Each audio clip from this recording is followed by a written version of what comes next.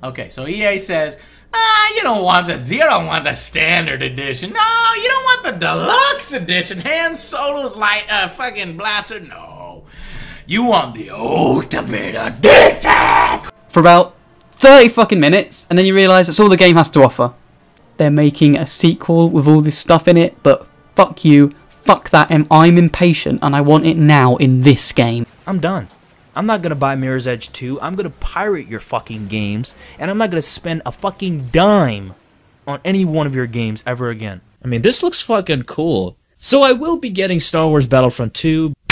Woo! Yo, what is up everybody? It is Online here, welcome back to another video, and today I figured I'd talk about Battlefront 2 because this is a topic that I really wanted to talk about because, well, I think that DICE and EA are kind of doing some really good things with the game, but I am still a little bit worried about this game, and you know, I don't think everybody should be already pre-ordering this game as some people are. Of course, I won't tell people how to spend their money, but you know, I figured I'd go over the details, talk about what the things I really like that they're changing in Battlefront 2, and ultimately give you my impressions of what I think about the game so far, and where I see it heading, you know, how I think this game will do. So if you guys didn't see the leaked trailer that happened earlier this week, it was kind of like a 30-second PlayStation ad for the game. It was pretty much like the full trailer that we got today, but kind of like, you know, summarized in a 30-second ad. So pretty much when the trailer we got today, it was kind of like the same thing that we saw earlier this week with the ad, but just with more footage attached to it, and overall gave us like a better idea what to expect. Of course, with this game, they're going way more ambitious and way more bold. In fact, they're even making a single-player campaign for this game, which is something they really needed, and something that, you know, Battlefront really lacked, you know, in terms of the game, and how you didn't really get much out of the $60 that you paid for it. So,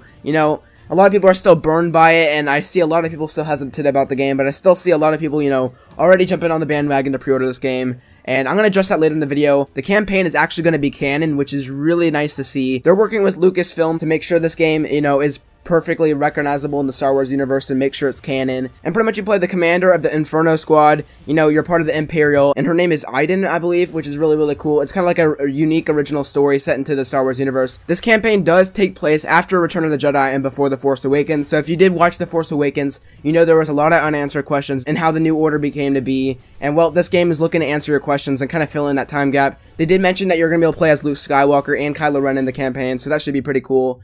Now, going off of the single-player campaign, they also addressed some of the biggest concern in the multiplayer. They said there's going to be classes finally returning into the game, which is something that you really needed. You know, part of the reason I didn't really like playing the original Battlefront that much is because, you know, when you're shooting guys, you didn't really feel like you're a part of a team or you had a role. Now these classes are going to make sure you're specialized in a certain role that fits you, and well, it's going to make it a lot easier for hardcore gamers to get into, and, you know, it's going to make it a lot more, you know, strategic, a lot more weight to the multiplayer, I guess you could say. Of course, with this, they're going to be adding in space battles finally. You know, we got a DLC for Battlefront that I never even ended up buying because it was kind of ridiculous that this was DLC. But, you know, with launch, they're going to be having space battles ready, which is awesome because, you know, those are some of the best moments in Battlefront 2 back on the PS2, and it's going to be nice to see those return now.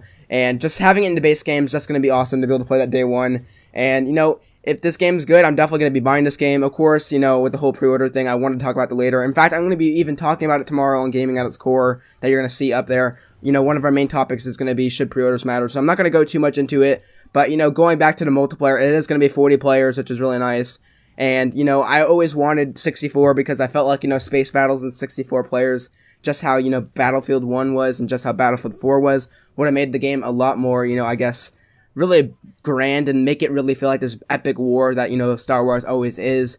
And I guess 40 players is close enough. I mean, I'd really like to see if they, you know, went for that 64. I guess it's too late now, but, you know, if the gameplay is good and, you know, the vehicles are, you know, just, if everything's, you know, a step up from the original game and just, it's fun to play, then, you know, 40 shouldn't be that bad. Of course, with this, they announced that, you know, it's going to be going to all the eras, so you get the Clone Wars, you get the original trilogy, and you get the new era, which is awesome. With that comes the distinguishable characters, things like Kylo Ren in the new era, things like Yoda back in the old prequels, and I guess part of the original trilogy as well. You know, you get all these different characters from the different generations and the different eras. It's going to be awesome. I hope they add, you know, as much characters as they can and they don't have them as DLC. And talking about DLC, they actually announced that they're not going to be doing a season pass, I believe. So that's awesome. You know, I was really shocked when I heard that. That was the biggest piece of news that I was actually really shocked about. So you saw that whole thing with Titanfall 2 last year and how they had free DLC. But, you know, this being Star Wars and all, I thought EA would milk it. you know, as much as they can, it being Star Wars, and people would buy it up. But it's nice to see that, you know, they're actually stepping up and they're going to make the free DLC. So hopefully that doesn't split up the community. And, you know, free content's always good. You saw how Titanfall 2 was. And the biggest thing I wanted Battlefront 2 to be was just like Titanfall 2 is. Actually, I think I'm going to have Titanfall 2 gameplay in the background here, which is really convenient, I guess you could say. They seem to be taking the same steps in the direction. They're going to have a campaign, an emotionally gripping campaign, they say. Of course, that's just PR talk, but, you know, it could be true. You know, I guess they didn't mention that for nothing. And on top of that, they're going to be having, you know, more multiplayer depth and just improving on the things the last one, you know, failed at, such as DLC and stuff like that. Of course, split screen co-op is making a return. Awesome to see. Split screen's kind of dead in this generation with the PS4 era and the Xbox One era, so it's nice to see that coming back. And definitely will be a welcome addition. Of course, as I said, more customization and progress. This was another big thing I wanted. You know, I never felt that I really progressed in Battlefront, you know, and with on top of the gameplay not being that really fun to me, you know, I never really had a reason to stick to the game. But, you know, now they're saying that there's going to be a lot more customization. You're even going to be able to progress your heroes, which is awesome. So you're going to feel like, you know, you have a sense of, you know, progression through the game and just a strive to play more of the game, which is always a good thing with the multiplayer title. And combine that with free DLC and updates. And just overall a complete package. Man, this game's setting up to be really good.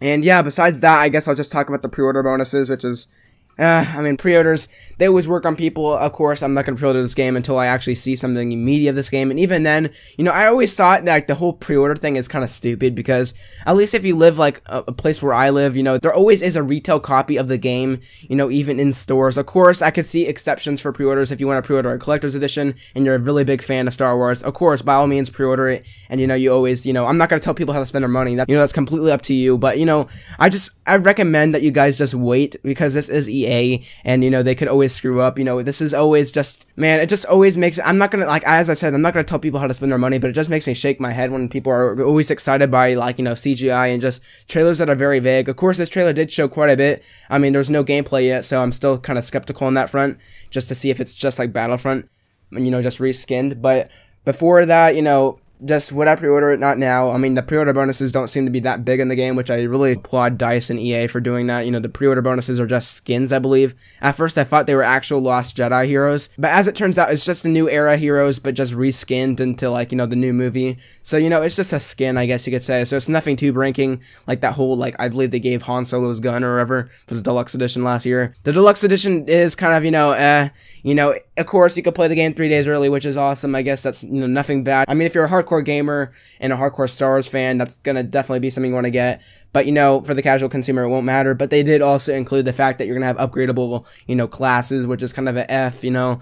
I really don't want this game to be unbalanced at launch, but, you know, it is what it is. I mean, you play Star Wars Battlefront for fun. But yeah, guys, that has been pretty much Battlefront 2's information. It's definitely looking to be really good and a step in the right direction. Of course, you got things like Darth Maul, Yoda making a return, finally be able to play on all the eras, something that Battlefront lacked. In fact, I remember talking to some of my friends when I was playing Battlefront, just saying, you know, I can't wait till they add, like, the new movie era into the game, and they never ended up doing that. But now I'm kind of glad they waited for this game, because now I feel like they could fix everything that they want and just make this a complete package of the Star Wars universe. You know, this is the whole era, the Clone Wars, the original era, and now the new era, and it's just something that I'm very excited for. Of course, I'm still skeptical because, you know, you have to be at this day and age when you're pre-ordering games or you're just buying stuff.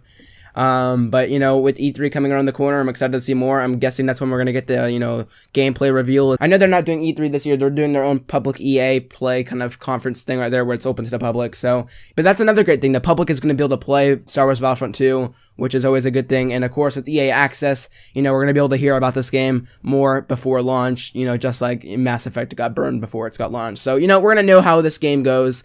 And yeah, so that's why I really recommend that you don't really pre-order the game. Of course, you know, do what you do. But yeah, it looks like Star Wars Battlefront 2 is definitely a step in the right direction. The only reason I'm really critical of this game is just because of, you know, how much Battlefront 2 was to me back on the PS2 and how much fun I had with that game. And just seeing where the series went in the first Star Wars Battlefront reboot, just, you know, really sucks. And I just only hope the best for this game because it is Star Wars and it would be nice to have another good shooter this year on top of like World War II and Destiny 2. And yeah, so thank you guys so much for watching this video.